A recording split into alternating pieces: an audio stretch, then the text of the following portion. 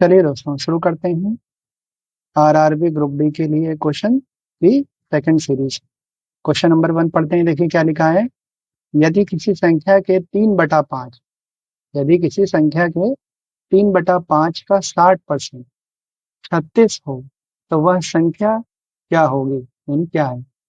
देखिए यदि किसी संख्या के 3/5 का 60% तो वह संख्या क्या मान लेंगे। देखिएगा वो संख्या को क्या मान लेते हैं, एक्स। अब इस संख्या का 3/5 यानी 3/5 का 60% 60%, ठीक है, कितना है 36। तो वह संख्या क्या होगी, यानी वो संख्या एक्स पूछिए। तो 5 × 5 5 × 5 5 12 60, 12 × 12 12 3 36 इक्वल टू में न्यूमरेटर न्यूमरेटर से कट जाता है, दैट इज 3 से 3 कट गया। X upon 100 equals to 1, that is cross multiplication. X बराबर कितना होगा 100 यानी वो वैल्यू हमारी क्या होगी 100। Right answer is option number D. चलिए क्वेश्चन नंबर 2 पर आते हैं, स्टार्ट करते हैं। पढ़िए देखिए क्या लिखा है। 35 महिलाएं एक कार्य को 15 दिनों में पूरा करती हैं, तो उसी कार्य को 25 दिनों में पूरा करने के लिए कितनी महिलाओं की आवश्यकता होगी। ठीक है, समझ में आया क्वेश्चन आपको। देखिए ऐसे क्वेश्चन कार्य और समय पर आधारित प्रश्न है। ऐसे क्वेश्चन करने के लिए एक ट्रिक होती है, देखिए हम आपको बता रहे हैं, जिसको कहते हैं M1 D1 H1 पान work 1 M2 D2 H2 W2, यानी कि W क्या है हमारा वर्क। इसको याद करने का तरीका क्या है, MDH मसाले, यानी मैन डेज, और अगर आवर की बात करी गई है तो आवर, और अगर वर्क की भी बात करी गई है तो वर्क नीचे। ठीक उसी तरह यहाँ पर भी man days and our and work 2 यानी दूसरा काम। उसी फॉर्मूले पर बेस्ड क्वेश्चन है ये। देखिए हम कैसे करते हैं। 35 महिलाएं यानी कि मैन की जगह महिलाएं एक कार्य को 15 दिनों में पूरा करती हैं, तो 15 दिनों में पूरा करती हैं। अब आवर की बात करेंगे तो आवर लिखेंगे ही नहीं। तो उसी कार्य को 25 दिनों में पूरा करने के लिए 25 दिनों में पूरा करने के लिए कितनी महिलाओं की आवश्यकता होगी। तो महिलाओं को क्या मान लेते हैं एक्स। अब सिंपल, अब हमें ये कितनी महिलाएं होंगी ये हमें पता लगाना है, तो यानी एक्स पता लगाना है। चलिए करिए, इसको सॉल्व करना है। 5 × 3 = 15, 5 × 5 = 25, 5 × 1 = 5, 5 × 7 = 35, यानी 7 × 3 = 21, यानी एक्स इक्वल्स टू कितना आ गया 21, यानी 21 महिलाओं की आवश्यकता होगी 25 दिनों में कार्य को पूरा करने के लिए। तो right answer is option number D. चलिए क्वेश्चन नंबर 3 स्टार्ट करते हैं। देखिए क्या लिखा है। यदि 12 किलो गेहूं की कीमत 228 रुपये हो तो 112 किलो गेहूं की कीमत क्या होगी। देखिए बहुत सिंपल क्वेश्चन है, ये आप लोग आराम से कर लेंगे क्वेश्चन। देखिए 12 किलो गेहूं की कीमत 228 रुपये, यानी 12 kg गेहूं की कीमत कितनी है 228 रुपये। इसमें यूनिटरी मेथड यानी किसी एक का दाम पता होना बहुत जरूरी है। यानी 1 किलो गेहूं की कीमत कितनी होगी 228 और 12 नीचे, ठीक है। और उसमें क्या है 112 किलो गेहूं की कीमत कितनी है। जब 1 किलो गेहूं की कीमत इतनी है तो 112 किलो गेहूं की कीमत कितनी होगी, तो 112 से इसका मल्टीप्लाई कर देंगे, ठीक है। तो 12 × 1 = 12, 12 × 1 = 12, 10 आया, 12 × 9 = 108, यानी 112 का मल्टीप्लाई 19 में करेंगे।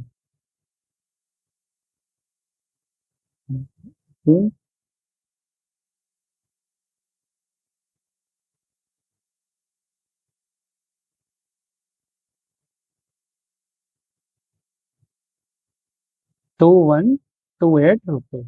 यानी 112 किलो गेहूं की कीमत क्या होगी? 2128। ठीक है, ऑप्शन नंबर इज ए। चलिए क्वेश्चन, चलिए दोस्तों क्वेश्चन नंबर 5 पढ़ते हैं। देखिए क्या लिखा है। 7,800 रुपए की धनराशि पर 5% वार्षिक दर से 3 वर्षों बाद कितना चक्रवृद्धि ब्याज प्राप्त होगा? देखिए बहुत ही अच्छी ट्रिक है, बहुत ध्यान से देखिएगा आप।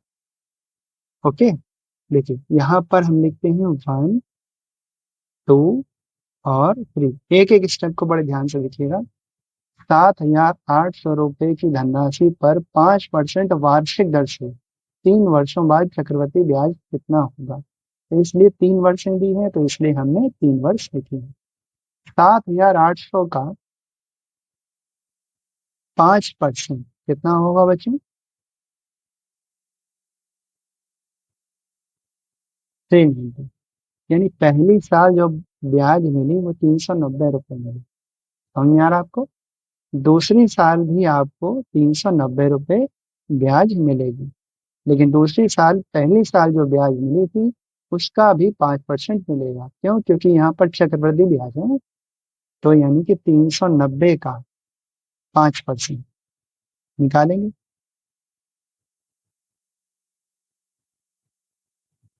19.5। कितना आया?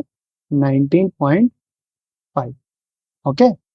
अब तीसरी साल भी ब्याज हमें 390 रुपये ही मिलेगी। अब ध्यान से देखिएगा, पहली साल की ब्याज 390 थी, उसका भी हमें 5% मिलेगा यानी कि 19.5। दूसरी साल जो 390 था उसका भी 19.5, और जो 19.5 है उसका भी 5%।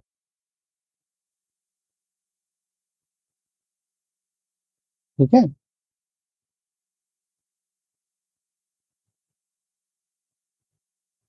3 के बाद पॉइंट, यानी 0.975। ठीक है, और ये टोटल हमारी क्या है? ब्याज। अब बस हमें इनको जोड़ना है। तो देखिए 390 हमारा कितनी बार है? 3 बार। दिख रहा है आपको? 390 हमारा कितनी बार है? 3 बार। तो इसको जोड़ लेते हैं। 1170। 19.5 कितनी बार है हमारे? 3 बार।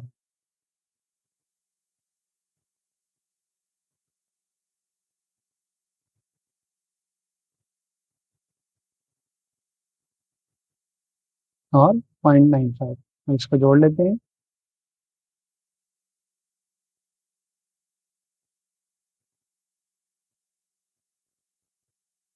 0.975। जोड़िए इसको। 5, 7,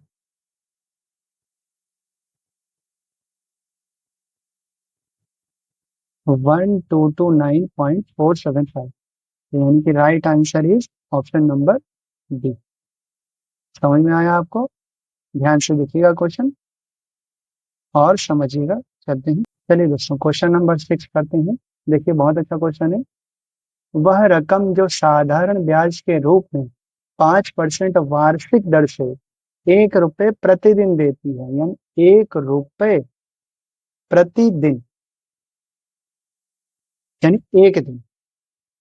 तो ब्याज तो हमारी 1 रुपये है, इस एक दिन को हमें किसमें कन्वर्ट करना पड़ेगा? साल में। क्योंकि दर जो हमारी दी है 5% वो सालाना दी है। देखिए क्या लिखा है? वार्षिक दर से। वार्षिक दर से। तो यानी कि ऐसा ही निकालने का फॉर्मूला क्या है आपको पता ही होगा, P into R into T upon 100। तो जो एक दिन था, क्योंकि 1 रुपये ब्याज प्रतिदिन है, एक दिन, एक दिन को एक साल में बदलेंगे यानी कि 365 से डिवाइड करेंगे। तो ब्याज कितनी? 1 रुपये है। और प्रिंसिपल हमें पता नहीं है, वही हमें पता करना, वह रकम, यानी रेट 5% टाइम 1/365 अपान 100। ओके, काटिए इसको। 5 1 5, 5 7 35, 5 3 50। यानी कि P1 P/73 और नीचे कितना है? 100 इक्वल्स टू 1। ऊपर नीचे मल्टीप्लाई करेंगे तो कितना होगा भाई? P/7300 इक्वल्स टू 1 है। तो क्रॉस मल्टीप्लाई करेंगे तो कितना हो जाएगा? 7300। यानी कि मूलधन यानी प्रिंसिपल हमारा कितना आया 7300। Right answer is option number 2। Okay, बहुत अच्छे से समझिएगा इसको दोबारा से, और प्लीज मेरा चैनल सब्सक्राइब कीजिए और एक लाइक कीजिए, कमेंट करिए। आपको कोई भी क्वेश्चन पूछना हो मुझसे तो आप कमेंट करके पूछ सकते हैं। क्वेश्चन नंबर 7 पे आते हैं।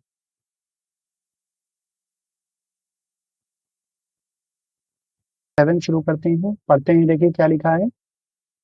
एक कुर्सी को 572 रुपए में बेचने से एक व्यक्ति को 30% का लाभ होता है, तो कुर्सी का लागत मूल्य क्या है?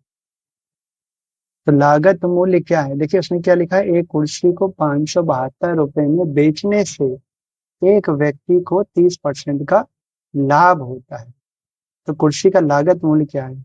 बहुत ही अच्छी ट्रिक है इसमें, देखिएगा। प्लीज आरआरबी की तैयारी शुरू से करते रहिए, आपका सिलेक्शन जरूर होगा। ठीक है, अभी तो सिर्फ फॉर्म आए हैं, 2 मार्च लास्ट डेट है आई थिंक, देख लीजिएगा वैसे आप, और इसकी तैयारी करते रहिए, आपका सिलेक्शन जरूर होगा। इस बार वैकेंसी भी बहुत ज़्यादा है। एक कुर्सी को 572 रुपए में बेचने पर एक व्यक्ति को 30% का लाभ होता है, तो यानी लागत मूल्य अगर हमने 100 रुपये माना, ठीक है, 30% का लाभ, 100 रुपये पे 30% का लाभ यानी कि 130 रुपये। यानी ये हमारा क्या है, विक्रय मूल्य। ये हमारा क्या है, विक्रय मूल्य। समझ में आ रहा है? यानी कि 100 की चीज को 130 में बेच रहा है, तो यानी यही तो विक्रय मूल्य है। और यही तो क्वेश्चन में कहा है, ये 572 रुपये में बेचने पर, यानी कि 130 बराबर 572। क्यों? क्योंकि ये भी तो हमारा एसपी हुआ, 572 रुपये में बेचने पर 1 यूनिट बराबर 572 बटे 130। 13 से काटते हैं, 13 का नाम 13, 13 चौक 52, 13 चौक 52, एक जीरो तो एक के बाद पॉइंट, 4.4। और लागत मूल्य कितना था, 100 से इंटू कर देंगे, 4410, तो एक के बाद पॉइंट हट जाएगा, तो यानी ये हमारा क्या आ गया, लागत मूल्य, यानी क्रय मूल्य हमारा आ गया। ओके, क्वेश्चन समझ में आया आपको? तो right option is option number C. चलिए क्वेश्चन नंबर 8 पे आते हैं। चलिए क्वेश्चन नंबर 8 स्टार्ट करते हैं। ऐसे क्वेश्चन बच्चों ऑप्शन बेस से ही हो सकते हैं। देखिए क्या लिखा है। यदि n minus y equal to 1 है, तो n square plus y square equal to कितना है, 41। तो n प्लस वाई की वैल्यू कितनी होगी? देखिए ऑप्शन देख के ही हम आइडिया लगा सकते हैं। दिख रहा होगा आपका ऑप्शन 5 और 4, यानी कि यहाँ पर रखें हम 5 माइनस 4 दैट इज 1। सेटिस्फाई हो गई है हमारी इक्वेशन। अब इसको सेटिस्फाई करते हैं। 5 5 25 और 4 4 16, ये 5 11, 2 3 4 यानी 41, ये भी सेटिस्फाई हो गया। यानी कि एन हमारा कितना होगा 5, और वाई हमारा कितना होगा 4। उसमें एन प्लस वाई की ही तो वैल्यू पूछी है, तो यानी 5 + 4 दैट इज कितना होगा 9। Right answer is +/-9। ओके, समझ में आया आपको? चलिए क्वेश्चन नंबर 9 शुरू करते हैं। चलिए दोस्तों शुरू करते हैं क्वेश्चन नंबर 9। देखिए क्या लिखा है। यदि किसी संख्या से 35 घटा दिया जाए, यानी कि वो संख्या क्या मान लेते हैं, एक्स।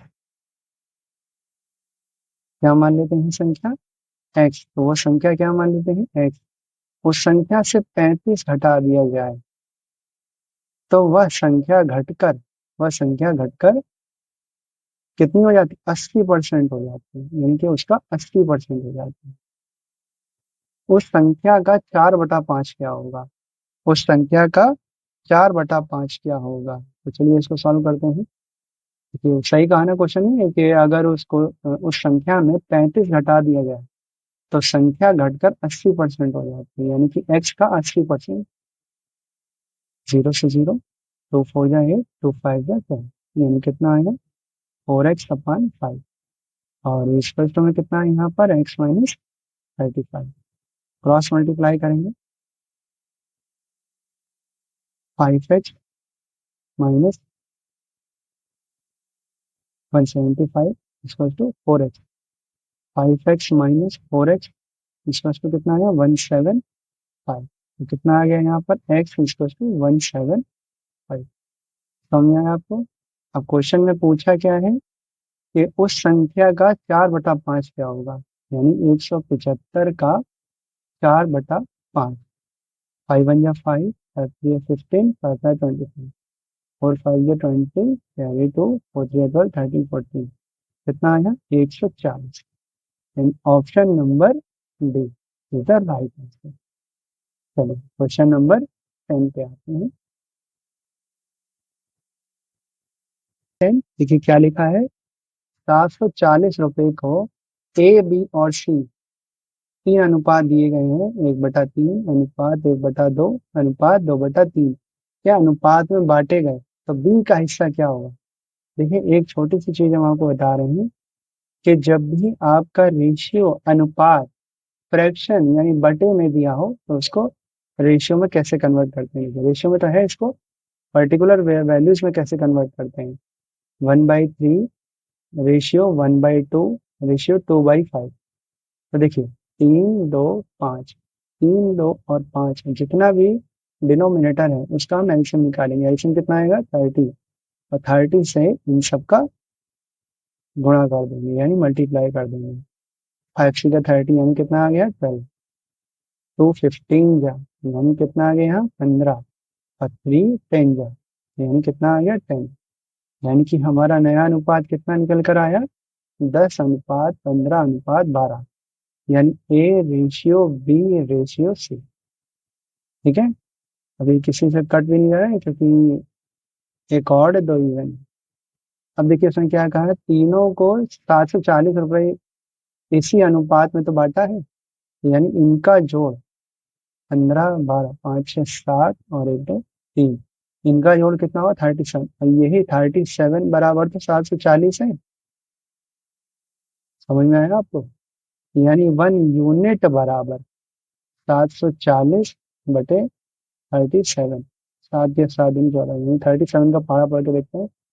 37 पूजा, यस 37 में 37 टू जा 1 यूनिट बराबर कितना आया आपका बच्चों 20। उसने पूछा है कि बी का हिस्सा क्या होगा, तो बी का अनुपात कितना था 15, तो 15 से इंटू करेंगे, 15 दूनी 30 और ये 3 से, यानी बी का हिस्सा कितना होगा 3 से, यानी बी का हिस्सा। अब हम किसी का भी हिस्सा पता कर सकते हैं, 1 यूनिट बराबर जब 20 आया था और ए का हिस्सा पता करना हो तो 20 × 10, ये हमारा ए का हिस्सा हो जाएगा यानी कि 200।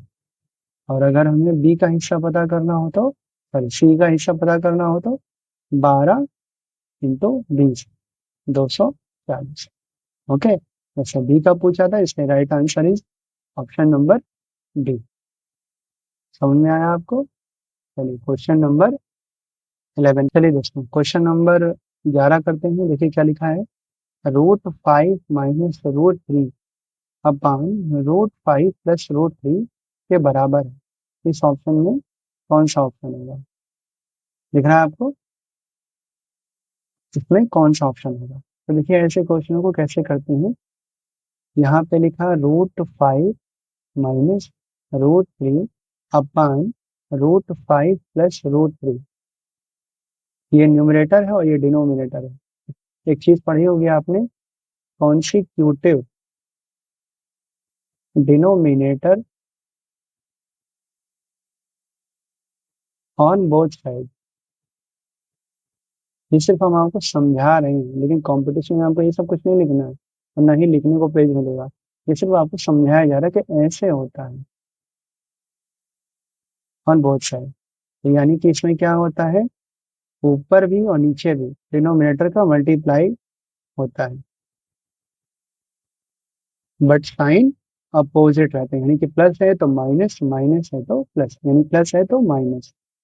ठीक है, अब ये फॉर्मूला a-b और a-b, यहाँ पर क्या हो जाएगा a-b का होल स्क्वायर, क्योंकि a-b जब 2 बार होता है आपको पता ही होगा, a-b 2 बार है तो क्या होगा a-b का होल स्क्वायर। ओके, और यहाँ पर क्या होगा a+b और a-b, a² - b²। फॉर्मूला लिख देता हूँ आपके लिए, ए प्लस बी और ए माइनस बी का फॉर्मूला क्या होता है, A square minus B square. 5 root 5 का स्क्वायर खोलेगा तो कितना आएगा 5, और रूट 3 का स्क्वायर कितना आएगा 3। यानी कि यहाँ पे फॉर्मूला खुल जाएगा ए माइनस बी का whole square, A square plus B square minus 2ab। Root 5 × 3 15 ही तो होगा, और 5 में से 3 गया 2, 5 3 8, 8 माइनस 2√15 / 2। यहाँ से 2 कॉमन ले लेंगे, कितना आ जाएगा 4 माइनस √15 / 2। 2 से 2 कट गया, तो राइट आंसर कितना आया 4 माइनस √15 इज योर आंसर। समझ में आया आपको? इसका मतलब राइट ऑप्शन कितना है, ऑप्शन नंबर डी। चलिए क्वेश्चन नंबर 12 पे चलते हैं। चलिए दोस्तों क्वेश्चन नंबर 12 करते हैं। देखिए क्या कह रहा है, 39 व्यक्ति मिलकर प्रतिदिन 5 घंटे कार्य करते हैं, 12 दिनों में एक सड़क की मरम्मत करते हैं। 30 व्यक्ति मिलकर प्रतिदिन 6 घंटे तक कार्य करते हैं, तो वही कार्य कितने दिनों में पूरा करेंगे। देखिए इसी सीरीज में मैंने एक फॉर्मूला पढ़ाया है ना आपको, M1D1H1 अपान W1। अगर वर्क दिया हो तो नीचे अपान में वर्क रहेगा। Man days and hour, days दिया है तो डेज, और आवर दिया है तो आवर, दोनों दिया है तो दोनों लिखेंगे। और मैन यानी कितने लोग हैं, चाहे वो पुरुष हो या महिलाएं, और यहाँ पर काम। और दूसरी तरफ ऐसे ही यहाँ पर M2D2 और H2 अपान W2। देखिए 39 व्यक्ति मिलकर किसी काम को 5 घंटे 12 दिनों में एक सड़क की मरम्मत करते हैं। 12 दिनों में, यानी डेज की जगह कहीं पर भी लिख सकते हैं मल्टीप्लाई में। और वर्क तो यहाँ पर दिया ही नहीं है तो उसको लिखने की जरूरत भी नहीं है। तो उसने क्या कहा है, 30 व्यक्ति 6 घंटे प्रतिदिन काम करें, 6 घंटे तो कार्य करें, तो वही कार्य कितने दिनों में पूरा करेंगे। तो डी यहाँ का पता ही नहीं है, D2 हमें पता ही नहीं है। तो बस देखिए है ना कितना अच्छा फॉर्मूला, बस आपको सॉल्व करना है। 6 1 जा 6, 6 2 जा 12, 5 1 जा 5, 5 2 जा 30, 2 1 जा 2, 2 3 जा 6, 3 1 जा 3, और 3 3 जा 9। कितना आया, यानी कि डे 2, यानी डेज कितना आया आपका, डेज कितना आया आपका, कितने दिन आए, 13 दिन। यानी 30 व्यक्ति 6 घंटे तक कार्य करते हुए 13 दिनों में कार्य को, उसी कार्य को जिस कार्य को ये लोग कर रहे थे, कितने दिनों में पूरा करेंगे, 13 दिन। तो right answer is option number D. Please बच्चों, अगर आपको मेरी वीडियो थोड़ी भी पसंद आ रही हो तो प्लीज एक like comment share and subscribe करके जरूर जाइएगा, ताकि आपको नई वीडियो जल्दी मिले। धन्यवाद।